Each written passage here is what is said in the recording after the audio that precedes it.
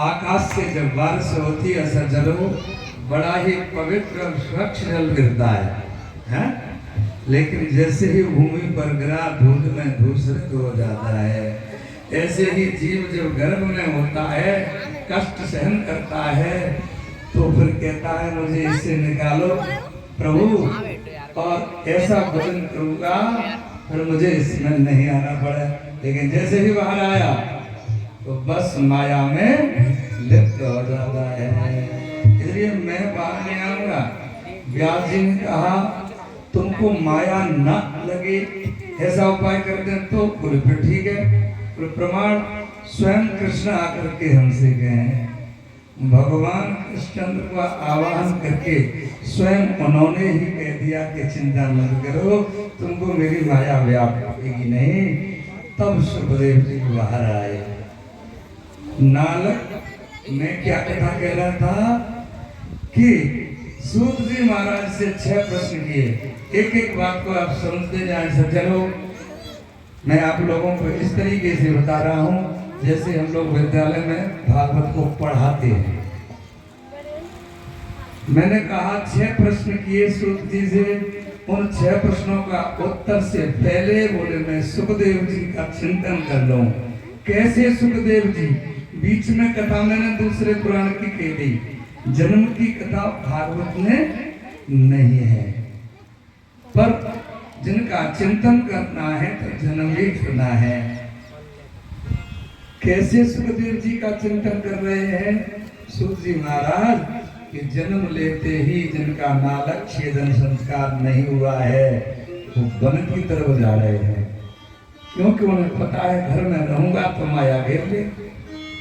One की तरफ चले जा रहे हैं। यम प्रजंतमन वेतम वेत कृत्यम, कोई यज्ञोपवीत संस्कार भी नहीं, नालक छेदन संस्कार नहीं, नालक को खींचते हुए चले जा रहे हैं। पीछे पीछे द्वैपायन वेद व्यास जी चले जा रहे हैं, कह रहे हैं पुत्र पुत्र रुक जाइए, कहां जा रहे हो? लेकिन वो नहीं सुन रहे। पुत्र की तरफ से वृक्षों ने उत्तर दिया। हाँ, वृक्ष लोग उत्तर दे रहे हैं व्यास जी को जड़ होकर के। कैसे? वृक्षों से पत्ते सूख करके गिर रहे हैं और उड़ करके दूर तक जा रहे हैं। व्यास जी ज्ञानी है, समझ गए कि वृक्ष मुझे उत्तर दे रहे हैं कि ये मेरे जो पत्ते हैं ये पुत्र ही तो हैं। कितनी दूर चले जा रहे हैं, हम तो नहीं रोकते। यानी मेरे को ये हंसी उड़ा रहे हैं कि हम जड़ होकर के अपनी संतान से मोह नहीं करते। ये व्यास जी तुम ज्ञानी होकर के तुम्हारा पुत्र भजन करने जा रहा है और तुम मोह में आकर के रोक रहे हैं। सोई व्यास जी वापस लौट आए। बोले आनंद कंद कृष्णचंद्र भगवान की जय, वेद व्यास भगवान की जय हो, सुखदेव जी महाराज की जय हो। अब सूत जी महाराज कह रहे हैं सुखदेव जी का चिंतन करने के बाद, बोले नारायणं नमस्कृत्य नरं चैव नरोत्तमं देवीं सरस्वतीं व्यासं ततो जयमुदीरयेत्। नारायण भगवान को, नर भगवान को नमस्कार करके देवी सरस्वती यानी वेद व्यास को और ग्रंथ पर विजय प्राप्त करने के लिए, और इसके बाद में प्रश्नों का उत्तर दे रहे हैं। तो सुनिए कि यद कृतः कृष्ण संप्रेष्णो येनात्मा सुप्रसीदति सवै पुंसां परो धर्मो यतो भक्ति यदोच्यते। उन्होंने कहा कि सबसे पहला प्रश्न कौन सा था कि कल्याण को भी कल्याण करने वाला हो। किन श्रेय शास्त्र सारा ग्रह क्या है, इसका उत्तर दीजिए। बोले श्रेय का मुख्य साधन है, कल्याण का मुख्य साधन है किस? किचन बनाते हैं, बाथरूम बनाते हैं, ड्राइंग रूम बनाते हैं, बेडरूम बनाते हैं। पहले एक रूम और बनता था, इसका नाम था कोप भवन। किसी को गुस्सा करना हो तो उसमें चला जाए तो बस बताना नहीं पड़ता कि हम गुस्सा हैं, हाँ झगड़े की आवश्यकता नहीं है, बस उसमें चले गए तो समझ लो कुछ गड़बड़ है। पार्वती जी कोप भवन में भोलेनाथ आए, देख लिया कुछ गड़बड़ है कि आज पहली बार भई है, बड़ा मुश्किल है। बहुत प्रयास किया मनाने का, लेकिन पार्वती नहीं मनी और बाद में कहती है ये बताओ आप हमसे प्रेम करते हैं तो आपके गले में माला किसकी है? भोलेनाथ कहती हैं कि वास्तव में जो प्रेम का प्रतीक है तो ये माला है। क्यों? बोले जब जब अपने शरीर को छोड़ती हैं तो हम आपसे इतना प्रेम करते हैं कि आपके मुंड की माला बना लेते हैं, इस माला में उस मुंड को लाभ लेते हैं। तो 1 से 8 बार आप चली गई, 1 से 8 जन्म हो गए आपका, तो 1 से 8 की माला बन गई है। बोले तब तो आप कपटी नहीं महाकपटी है। मैं बार बार मर जाती हूँ और आप हमेशा बने रहते हैं, ये कारण ये तो बताया नहीं आपने। बोले मैंने अमर कथा पढ़ ली है, मुझे क्यों नहीं? भोलेनाथ ने कहा देखिए भगवान की कथा की ये विशेषता है कि बिना किसी के कराए, बिना किसी के कहे आप कहने लग जाओगे तो कथा का महत्व कम होता है। आपके पास समय नहीं है, आप मन भी नहीं है। अरे अरे शैलेंद्र जी सुनिए, मैं कथा सुना रहा हूँ आपको, सुनो। आप सुनना नहीं चाहेंगे तो उसका महत्व कम हुआ कि नहीं हुआ? श्रद्धावान व्यक्ति कहे कि महाराज कृपा करके हमको कथा सुनाए तो हम तो सुना देते, आपने कभी कहा ही नहीं हमसे, चलो अभी सुनो। बोले ठीक है। तो बोले मैं कथा कहूंगा आप सुनना, लेकिन आपको ओम ओम ये जरूर बोलना पड़ेगा। ओम माने हाँ जी, संस्कृत में ओम कहते हैं। बोले ठीक है बोलूंगा, बोलूंगी। भोलेनाथ ने डमरू बजाया, सभी पक्षी उड़ गए, लेकिन एक अंडा था वो नहीं उड़ा, बिगल अंडा पड़ा हुआ है वहां। भोलेनाथ ने कथा सुनाना प्रारंभ किया, कथा के प्रभाव से वो अंडा फूट गया, उस बच्चे का विकास हो गया। तो देखा प्रेम से उन्होंने भी भागवत की कथा को सुना, अमर कथा को सुना। जैसे ही पूरी भागवत हो गई, 11वें स्कंद में वैराग्य और ज्ञान की कथा चल रही थी तो पार्वती जी सो गई। पूरी कथा होने के बाद जयकार लगाओ भोलेनाथ ने, बोले भागवत भगवान की सोई जग गई। अरे भोलेनाथ वो उद्धव जी महाराज से भगवान कृष्ण उपदेश कर रहे थे, ज्ञान और वैराग्य बता रहे, वो क्या हुआ थोड़ा बताना। बोले तुम कहाँ थे? तो नींद आ गई। तो हाँ जी कौन कह रहे हो? बोले मोना कहो। तो भोलेनाथ ने डमरू बजाया और पक्षी उड़ा, तोता अरे मेरी कथा की चोरी कर ली है। उनका मानना था कि ये अनधिकारी है, ऊपर से कथा नहीं सुनना चाहिए। अधिकारी का अर्थ होता है नतमस्तक होकर के, नम्र होकर के, प्रार्थना पूर्वक कथा सुने।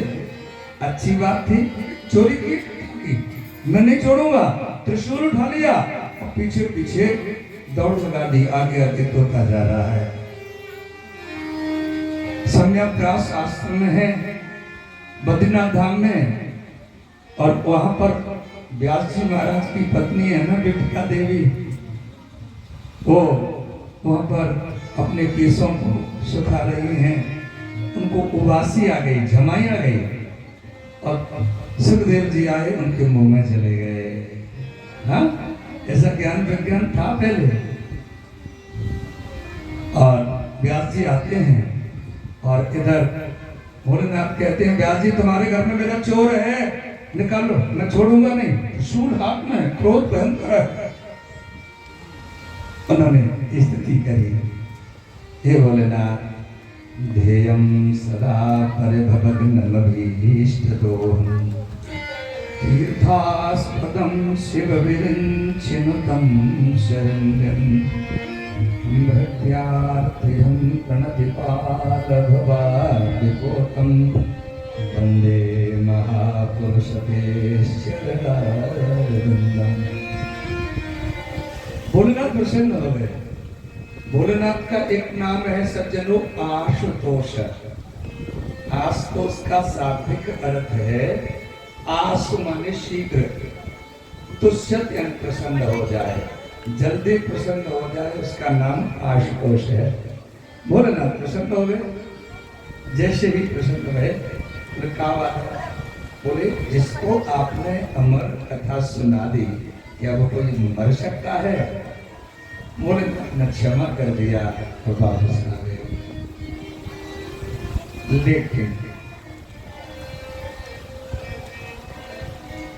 सुखदेव जी एक दिन नहीं, 2 दिन नहीं, 12 साल तक गर्भ में रहे और लेकिन बाहर आने का नाम नहीं लेते, क्योंकि सुखदेव जी कोई शादाब नहीं है सज्जनों। वो राधा रानी के साथ खेलने वाले तोते हैं। एक दिन बिटका देव जी ने व्यास जी को बुलाया, व्यास जी पददेव थोड़ा इधर आए। बोले क्या बात है? बोले मेरे गर्भ से वेद के मंत्र का उच्चारण हो रहा है। गणानान्त्वा गणपतिं भवामहे ज्ञानान्त्वा प्रियपतिं भवामहे निधीनान्त्वा निधिपतिं भवामहे भजो मम आत्मजानिकपरमात्मजाशिवधर्मा। मंत्रों का उच्चारण व्यास जी ने कहा जरूर तुम्हारे गर्भ में कोई ऋषि है। और पददेव लेकिन बाहर तो आना नहीं चाहता। प्रार्थना की, कहा भैया कौन हो आप? ऋषि हो, देवता हो, आप बाहर तो आओ। तो वो कहते हैं कि नहीं मैं नहीं आऊंगा, क्योंकि मैं यदि आ गया तो भगवान की जो कृष्ण की माया है ना वो मुझे घेर देगी। में पानी उस मंत्र का भी मुझे बता देते हैं कि मैं ये जपता हूँ। और जिस दिन समाधि में भगवान के दर्शन करते हैं उसे भी बताते हैं कि मुझे समाधि में भगवान के ये दर्शन हुए। नारद जी ने कहा फिर तो ये भी बताया होगा उनके गले में जो माला पड़ी है वो कौन की है? बोले ये तो नहीं बताया। बोले तो खाक प्रेम करते हैं आपसे? बोले अच्छा। और टेंशन डाल गए, नारद जी चलने लगे। आगे से भोलेनाथ आ रहे थे। भोलेनाथ जी से प्रणाम किया और कहा माता जी बुला रही हैं, जल्दी जाओ। भोलेनाथ मन में कहते हैं वहाँ क्या कह करके आए? जो भी कह के आए मैं प्रणाम करता हूँ, चलता हूँ। भोलेनाथ आए पार्वती जी को भवन में। पुराने जमाने में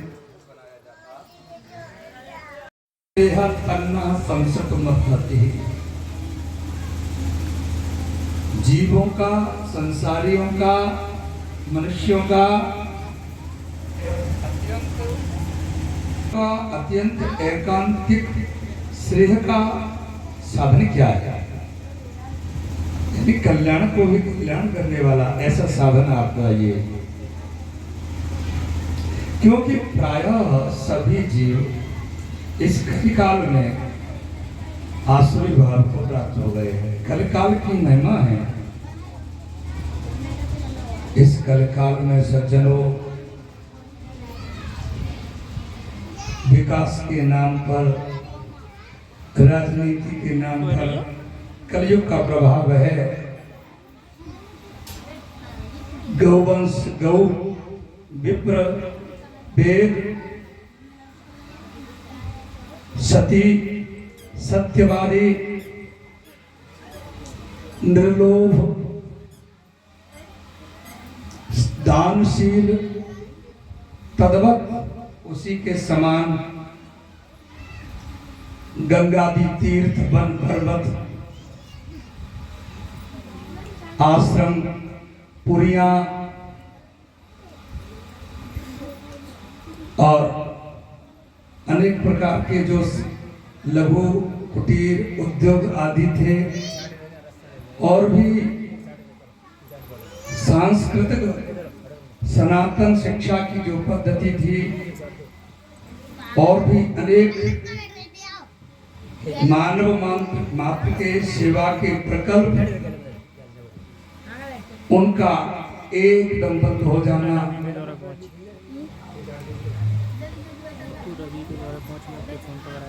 ये कलकाल का प्रभाव। तो भूरिणी भूरि कर्माणि शोधभ्यान विभागशः अतः साधोत्र यत्सारम। कल्याण का भी कल्याण करने वाला हो इस कलिकाल में, ऐसा साधन बताइए। और देखिए, आपने तो बहुत सारे साधन याद किए हैं, बहुत सारे शास्त्र पढ़े हुए हैं, और विस्तार करोगे तो उसका कोई ठिकाना नहीं है। इसलिए अतः साधोत्र यत् सारम, जो सार हो वो कहने का प्रयास किए अपनी बुद्धि के द्वारा, अपने विवेक के द्वारा। नह श्रद्धानाम, नह श्रद्धानाम एनात्माशं प्रसिद्धि। हम श्रद्धालु हैं और इस आपके ज्ञान के द्वारा हमारी आत्मा प्रसन्न हो जाएगी। ये सब बताने की कृपा कीजिए। किन सरल भाषा में बताता हूँ, शायद कम समझ रहे हैं। किन श्रेय, यानी इस कल्याण का साधन क्या है, सीधी बात यह है। और शास्त्र सारक, इस शास्त्रों का सार क्या है? व्यास जी ने इतने शास्त्र पुराण बनाए, मतलब क्या है? भगवान देवकी के पुत्र बनकर के आए, क्यों? और भगवान ने अनंतानंत अवतार धारण किए, क्यों और कितने अवतार हैं? और भगवान के किन कर्म अवतीर्ण होकर के कैसी कैसी लीला की हैं, किन कर्म के बतारश्चा। और भगवान कृष्ण जब अपनी लीला को समाप्त करके स्वधाम गमन कर रहे थे, तो फिर वो धर्म कहाँ चला गया? धर्म कं शरणं गतः। ये हमारे 6 प्रश्न हैं, इनका उत्तर देने की कृपा करें। तो महाराज कह रहे हैं कि मैं इन 6 प्रश्नों का उत्तर देता हूं। सूत जी ने कहा, उससे पहले मैं सुखदेव जी का स्मरण करूंगा। देखिए, एक सुखदेव जी हैं, ये सुखदेव है ना, ये साधारण कोई होते नहीं है। एक वैकुंठ धाम है, नित्य वैकुंठ धाम है भगवान का। मथुरा में तो अवतीर्ण हुए थे ना, वास्तव में एक परम वैकुंठ धाम है, वहां भगवान कृष्ण विराजमान है। उन्हीं के अंश तो इस पृथ्वी लोक पर आते रहे हैं। वहां पर राधा रानी है, उनकी अनंत दिव्य सखियाएं वहां, और जो सुखदेव थे उनसे वह राधा रानी खेला करती थी, तोता। तो राधा रानी ने कहा कि भगवान ने देवताओं को आदेश दिया है कि चिंता मत करो, मैं अवतीर्ण होऊंगा। तो वो फूलोक पर जाएंगे, तो मैं कहाँ रह जाऊंगी, मैं भी राधा सखी बन के जाऊंगी। तो भाई, तोता तुम्हारे साथ में सत्संग करती हूँ, तो आपको भी आना होगा। वही सुखदेव जी कैलाश मानसरोवर है ना, वहां पर एक अंडे के रूप में पहुंच गए हैं। इधर भोलेनाथ और पार्वती जी भी विराजमान है वहां। नारद जी है ना, नारद जी भगवान के मन का नाम है। भगवान जो चाहते हैं वो नारद जी लीला का सहयोग कर देते हैं। नारद जी की लेकिन एक विशेषता है, जहां कभी झगड़ा नहीं हुआ हो हम करा देते हैं। और होता रहता है, एक बार नारद जी पहुंच गए वो हमेशा के लिए झगड़ा बंद हो जाता है। लेकिन करते वही हैं, लोक कल्याण हो। नारद जी आए, पार्वती जी से मिले। पार्वती जी ने कहा आइए, बहुत दिन बाद आए देव ऋषि, मैं लड्डू लाती हूँ, लड्डू खा लीजिए। बोला नहीं कुछ नहीं, मैं चला। नारायण नारायण। बोले क्यों? बोले आजकल मैं संसारी लोगों से बात ज्यादा करता नहीं, क्योंकि सभी मतलबी हो गए हैं। बोले मतलबी सभी हो गए तो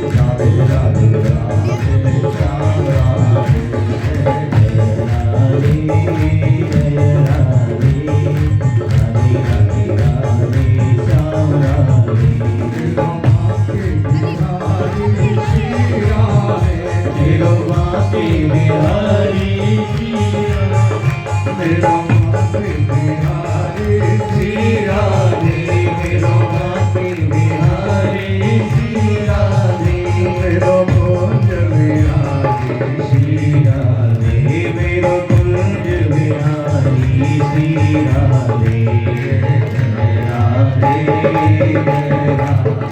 बोल राधे राधे राधे राधे